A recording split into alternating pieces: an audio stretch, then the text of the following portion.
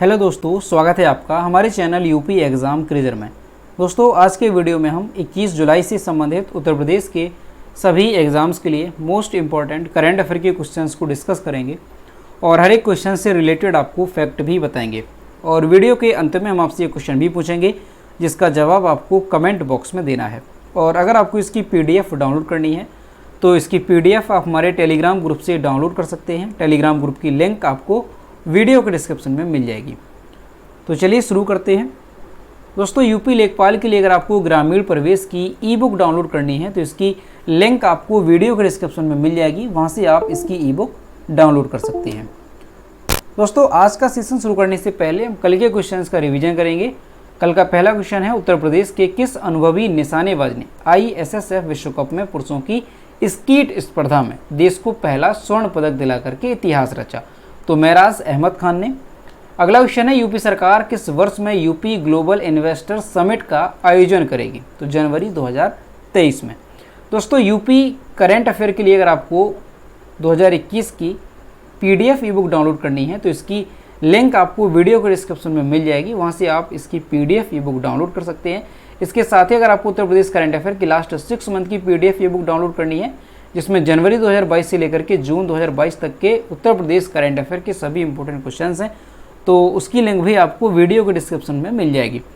और दोस्तों, अगर इसे डाउनलोड करने में कोई प्रॉब्लम होती है तो साइट पर आपको व्हाट्सएप नंबर और ईमेल मिल जाएगा जिस पर आप कॉन्टैक्ट कर सकते हैं। अगला क्वेश्चन है, मदरसों में दाखिले की न्यूनतम उम्र तय करने के लिए कौन सी राज्य सरकार एक समिति बनाएगी? तो उत्तर प्रदेश सरकार। अगला क्वेश्चन है, किस संस्थान में भारत में निर्मित रोबोटिक सर्जरी प्रणाली स्थापित की गई? तो राजीव गांधी कैंसर संस्थान, ऑप्शन नंबर ए करेक्ट होगा। किस देश के ऑलराउंडर क्रिकेटर बेन स्टोक्स ने वनडे से संन्यास की घोषणा की? इसका जो करेक्ट आंसर है वो है ऑप्शन नंबर बी, इंग्लैंड के। अगला क्वेश्चन है, हाल ही में भूपिंदर सिंह का निधन हो गया, ये किस क्षेत्र से संबंधित थे? तो ये एक गायक थे। अगला क्वेश्चन है, FIH महिला हॉकी विश्व कप 2022 किसने जीता? तो नीदरलैंड ने जीता। अगला क्वेश्चन है, फोर्ब्स की सूची में गौतम अडानी दुनिया के कौन से नंबर के सबसे अमीर व्यक्ति बने? तो ये जो है दुनिया के चौथे सबसे अमीर व्यक्ति बन गए हैं। अगला क्वेश्चन है, हाल ही में इंटरनेशनल क्रिकेट में एशिया के सबसे तेज 10,000 रन बनाने वाले खिलाड़ी कौन बने? तो Babar Azam, option number C इसका करेक्ट है। तो दोस्तों, ये थे कल के क्वेश्चंस जिसका हमने रिवीजन किया। अब हम शुरू करते हैं आज का सेशन। आज का पहला क्वेश्चन है, हाल ही में रति राम ने USIC में स्वर्ण पदक जीता, वे रेलवे के किस मंडल में कार्यरत हैं? इसका जो करेक्ट आंसर है वो है ऑप्शन नंबर ए, लखनऊ मंडल में। दोस्तों, अंतर्राष्ट्रीय रेलवे चैंपियनशिप में यूनियन स्पोर्टिव इंटरनेशनल डिस्कमिनोट्स USIC का फुल फॉर्म है। तो ये जो प्रतियोगिता थी इसमें जो लखनऊ मंडल के रति राम सैनी हैं, इन्होंने लगातार तीसरी बार स्वर्ण पदक जीता और देश का नाम रोशन किया। इसके साथ ही जो लखनऊ रेलवे है इसका नाम रोशन किया। दोस्तों, ये जो प्रतियोगिता थी तो ये कहाँ पर आयोजित हुई थी और कब आयोजित कराई गई थी? तो 13 जुलाई से लेकर के 16 जुलाई के मध्य जो है ये आयोजित हुई थी। कहाँ पर? तो ध्यान रखेंगे, जर्मनी के बर्लिन शहर में ये आयोजित हुई थी। कौन सी प्रतियोगिता थी? तो अंतर्राष्ट्रीय railway championship USIC cross country प्रतिस्पर्धा, ये प्रतिस्पर्धा थी। इसमें जो है रति राम सैनी, किसने? रति राम सैनी ने जो है स्वर्ण पदक जीता है। उन्होंने लगातार तीसरी बार इस प्रतियोगिता में स्वर्ण पदक प्राप्त किया है। रति राम सैनी, यहाँ पर होगा रति राम सैनी जो है लखनऊ मंडल के डीजल शेड आलमबाग के मेल इलेक्ट्रिक विभाग में जो है ये कार्यरत हैं। ठीक है, ध्यान रखेंगे, जो रति राम सैनी हैं ये कहाँ पर कार्यरत हैं? लखनऊ मंडल के डीजल शेड आलमबाग के मेल इलेक्ट्रिक विभाग में ये कार्यरत हैं। ठीक, तो काफ़ी इंपॉर्टेंट भी रहेगा, ध्यान रखना है। ये इंटरनेशनल अंतर्राष्ट्रीय स्तर की प्रतियोगिता थी, रेलवे चैंपियनशिप थी। ठीक है, तो इसमें जो है जो लखनऊ मंडल की रति राम सैनी है इन्होंने जीता है स्वर्ण पदक। तो ध्यान रखेंगे आप, 13 जुलाई से लेकर के 16 जुलाई के मध्य जर्मनी के बर्लिन शहर में ये आयोजित हुई थी। अगला क्वेश्चन है, हाल ही में किसने उत्तर प्रदेश सतत विकास रिपोर्ट का लोकार्पण किया? तो आनंदीबेन पटेल जो कि राज्यपाल हैं, ऑप्शन नंबर सी करेक्ट हो जाएगा। दोस्तों, उत्तर प्रदेश की जो राज्यपाल हैं आनंदीबेन पटेल, इन्होंने राजभवन में लखनऊ विश्वविद्यालय के विकास विज्ञान संस्थान एवं अर्थशास्त्र विभाग द्वारा तैयार उत्तर प्रदेश सतत विकास रिपोर्ट 2022 का लोकार्पण किया।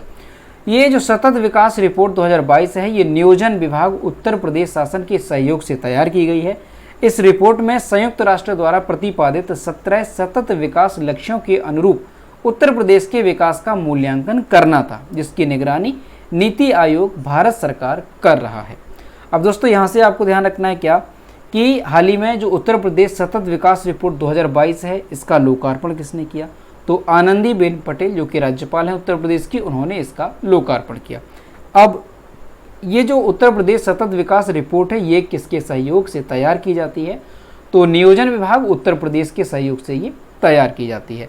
अब दोस्तों यहाँ पर है कि सतत विकास रिपोर्ट है क्या और क्यों इसे जो है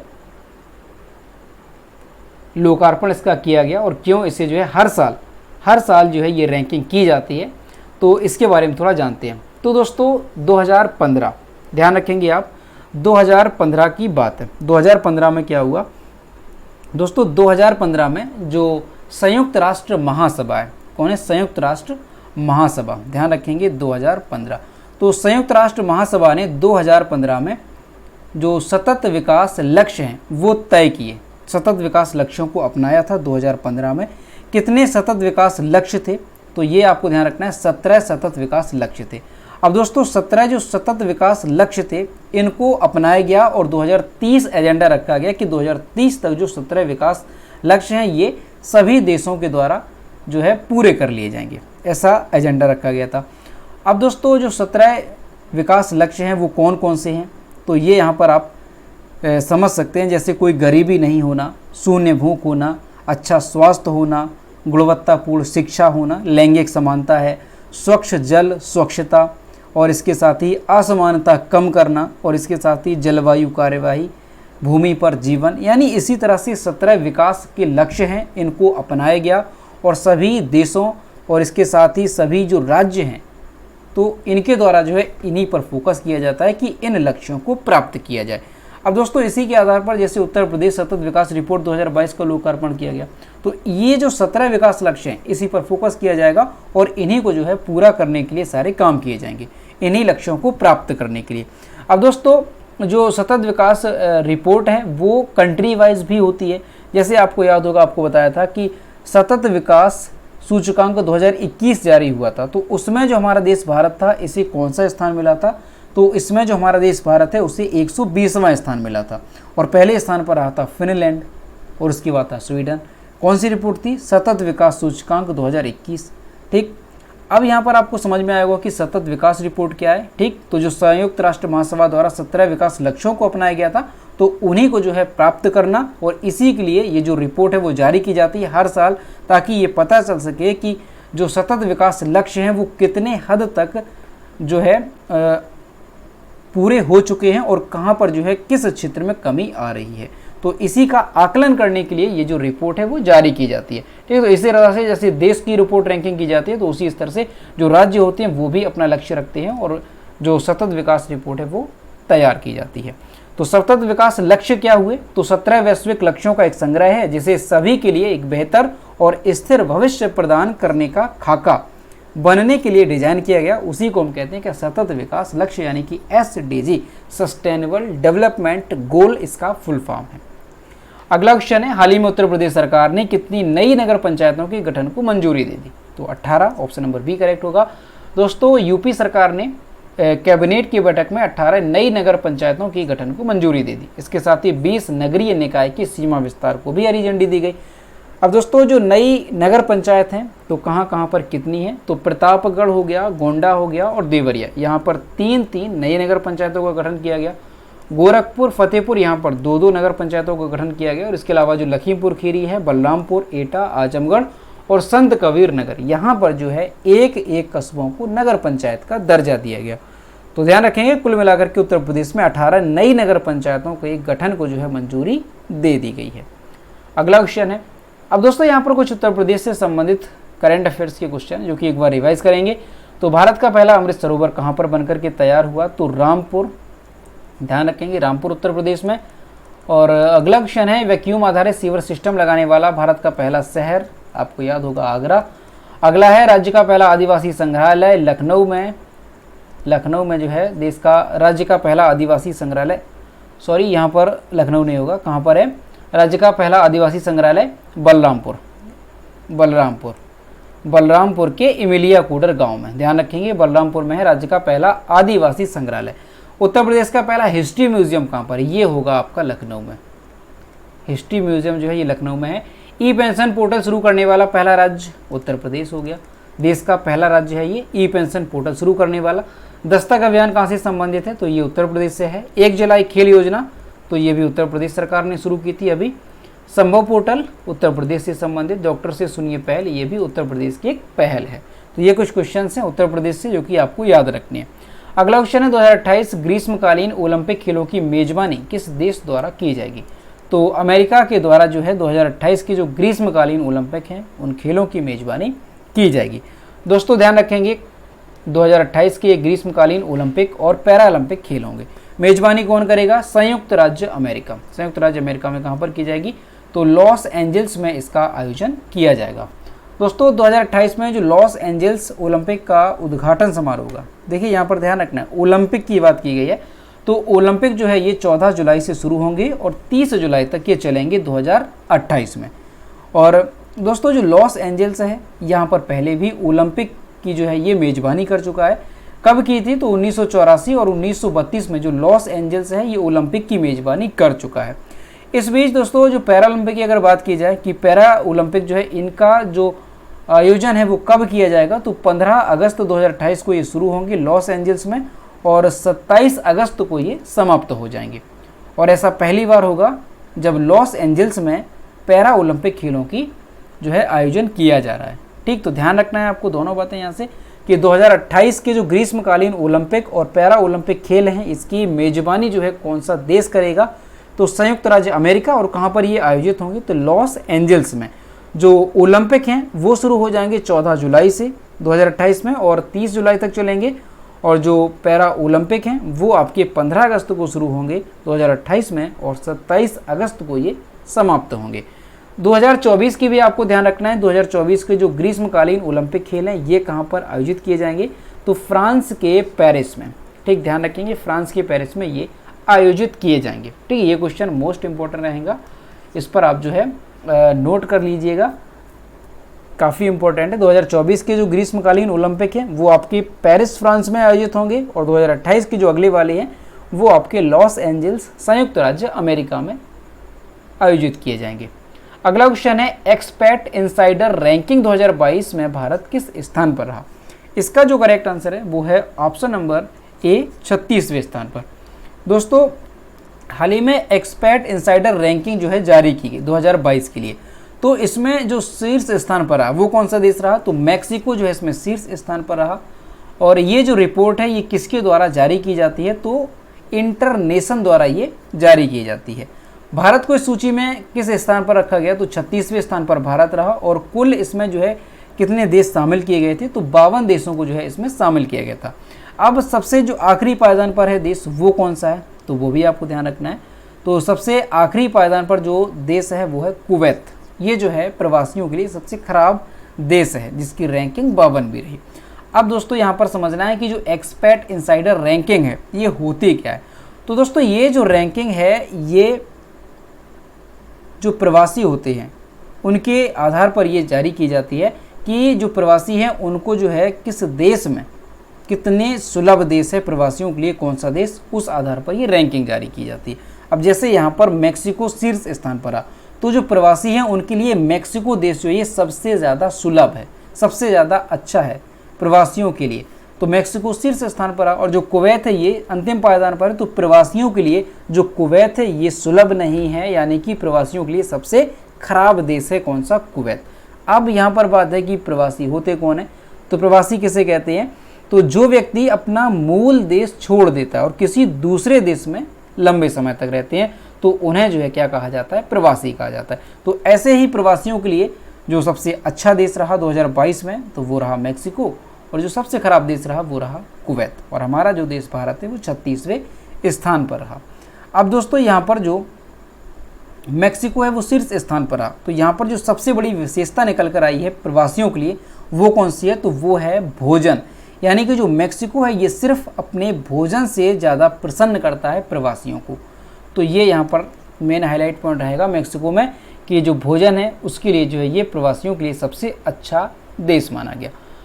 अगला क्वेश्चन है, भारत में पहली डिजिटल लोक अदालत की शुरुआत किस राज्य ने की? तो राजस्थान, ऑप्शन नंबर बी यहाँ पर करेक्ट हो जाएगा। राजस्थान राज्य कानूनी सेवा प्राधिकरण द्वारा भारत की पहली AI यानी कि आर्टिफिशियल इंटेलिजेंस संचालित डिजिटल लोक अदालत जयपुर राजस्थान में आयोजित राज्य कानूनी सेवा प्राधिकरण की 18वीं अखिल भारतीय बैठक के द्वारा शुरू की गई। इसे राष्ट्रीय, यहाँ पर इसे होगा, इसे राष्ट्रीय कानूनी सेवा प्राधिकरण के अध्यक्ष उदय उमेश ललित द्वारा लॉन्च किया गया। डिजिटल लोक अदालत का उपयोग उन लंबित विवादों या विवादों के निपटान के लिए किया जाएगा जो मुकदमेबाजी के पहले चरण में है, और यह आसान प्रारूपण और आवेदन दाखिल करने के साथ जो है शुरू से अंत तक विवाद समाधान करने में भी मदद करेगा। तो ये मोस्ट इंपॉर्टेंट है, ध्यान रखेंगे। आपसे पूछा जा सकता है कि भारत की पहली डिजिटल लोक अदालत का जो शुभारंभ है वो कहाँ पर किया गया, किस राज्य में? तो ध्यान रखेंगे आप, राजस्थान, ये आपका करेक्ट आंसर हो जाएगा। ठीक है, और ये आर्टिफिशियल इंटेलिजेंस यानी कि आर्टिफिशियल इंटेलिजेंस संचालित डिजिटल लोक अदालत होगी। अब दोस्तों अगर यहाँ पर बात की जाए कि जो डिजिटल लोक अदालत है ये होता क्या है और इसकी आवश्यकता क्यों पड़ी इसको जो है शुरू करने की, तो दोस्तों बिहार का एक जिला अदालत है, तो वहाँ पर जो है 108 साल बाद एक भूमि विवाद था, तो उसके मामले में फैसला सुनाया गया, जिससे जो ये मामला था ये भारत के सबसे पुराने लंबित मामलों में से एक हो गया। अब दोस्तों एक नीति आयोग की रिपोर्ट आई थी कुछ दिन पहले, तो उसमें यह बताया गया था कि भारत में इतने लंबित मामले हैं, यानी भारत में इतने मामले पड़े हुए हैं कि अगर सबकी सुनवाई की जाए और सबको जो है निपटाया जाए तो लगभग कितना समय लग जाएगा? तो 324 साल लग जाएगा इन मामलों को निपटाने में। तो इसी कारण से जो है डिजिटल लोक अदालत को शुरू किया गया ताकि जो लंबित मामले हैं उनको जो है जल्द से जल्द जो है निपटाया जा सके, और यही कारण इसका है कि डिजिटल लोक अदालत को शुरू क्यों किया गया। तो यहाँ से आपको ध्यान रखना है, डिजिटल लोक अदालत को शुरू करने वाला जो पहला राज्य बन गया वो राजस्थान हो गया है। अगला क्वेश्चन है, अब यहाँ पर दोस्तों राजस्थान की बात है तो राजस्थान के बारे में थोड़ा जानते हैं। तो यहाँ पर मैप में देखेंगे सबसे पहले, तो ये तो रहा मैप में राजस्थान। ये राजस्थान किन किन राज्यों की सीमा को साझा कर रहा है? तो गुजरात हो गया, मध्य प्रदेश हो गया, उत्तर प्रदेश हो गया, ऊपर की ओर यहाँ पर पंजाब होगा, और यहाँ पर ये हरियाणा हो गया। तो ये सारे राज्य हैं जिनकी सीमा को साझा करता है राजस्थान। दोस्तों कई बार क्या होता है एग्जाम में मैप से भी क्वेश्चन पूछ लिया जाता है कि कौन सा राज्य जो है किस राज्य की सीमा को साझा कर रहा है और या नहीं कर रहा है, तो ये विशेष रूप से ध्यान रखेंगे। राजस्थान की कैपिटल क्या है? तो जयपुर। राजस्थान के चीफ मिनिस्टर अशोक गहलोत और राजस्थान के गवर्नर हैं कलराज मिश्रा। राजस्थान दोस्तों क्षेत्रफल की दृष्टि से भारत का सबसे बड़ा राज्य है, वो भी आपको ध्यान रखना है। दोस्तों राजस्थान से संबंधित कुछ क्वेश्चन हैं जो कि याद रखने हैं। तो भारत का सबसे ऊंचा मेडिकल टावर ये जो है कहाँ पर स्थापित किया गया? तो ये आप यहाँ से ध्यान रखेंगे।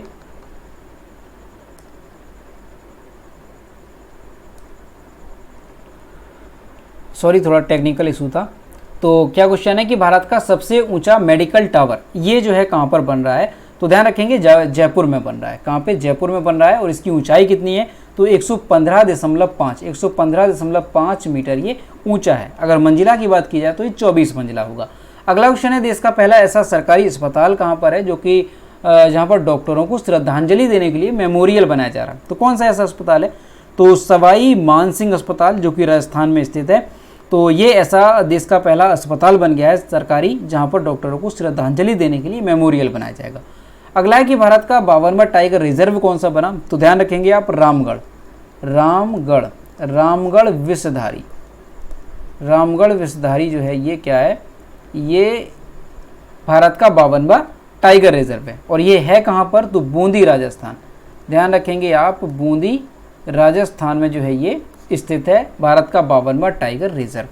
मुख्यमंत्री चिरंजीवी योजना कहाँ से संबंधित है? तो ये राजस्थान से संबंधित है। और थार का रेगिस्तान तो ये भी राजस्थान में ही है। दोस्तों जो थार का रेगिस्तान है ये राजस्थान के अलावा भी इसका जो कुछ भाग है वो और राज्यों में पड़ता है, लेकिन जो मैक्सिमम भाग है वो राजस्थान में ही इसका पड़ता है। अगला क्वेश्चन है, हाल ही में श्रीलंका के नए राष्ट्रपति के रूप में किसे चुना गया? तो Ranil Wickremesinghe, option number A correct हो जाएगा। दोस्तों श्रीलंका में 20 जुलाई 2022 को चुनाव हुआ राष्ट्रपति पद का, और उसमें रानिल विक्रमसिंघे जो है जीत दर्ज की। दोस्तों पूर्व प्रधानमंत्री जो महिंदा राजपक्षे थे उन्होंने मई 2022 में इस्तीफा दिया था श्रीलंका के प्रधानमंत्री पद से, और इसके बाद जो रानिल विक्रमसिंघे थे इन्हें देश का PM चुना गया। लेकिन इसके बाद जब गोताबाया राजपक्षे जो राष्ट्रपति थे उन्होंने अपने पद से इस्तीफा दे दिया, तो विक्रम सिंघे को कार्यवाहक राष्ट्रपति चुना गया। और श्रीलंका के संविधान के अनुसार नया राष्ट्रपति जो बना है वो पूर्व राष्ट्रपति का कार्यकाल पूरा करेगा और विक्रम सिंघे को जो है इसमें 134 वोट मिले। तो यहाँ से आपको यही ध्यान रखना है कि श्रीलंका के राष्ट्रपति और प्रधानमंत्री ने इस्तीफा दे दिया था, उसके बाद अभी चुनाव हुआ राष्ट्रपति पद का और जो रानिल विक्रम सिंघे हैं ये श्रीलंका के राष्ट्रपति बन गए हैं। यहाँ पर आप इनकी इमेज देख सकते हैं। अगला क्वेश्चन है, प्रसिद्ध कलाकार अच्युतन कोदल्लुर का कितनी वर्ष की उम्र में निधन हो गया? तो आंसर हो जाएगा आपका 77 वर्ष की उम्र में, ऑप्शन नंबर सी करेक्ट। और यहाँ पर आप इनकी इमेज देख सकते हैं।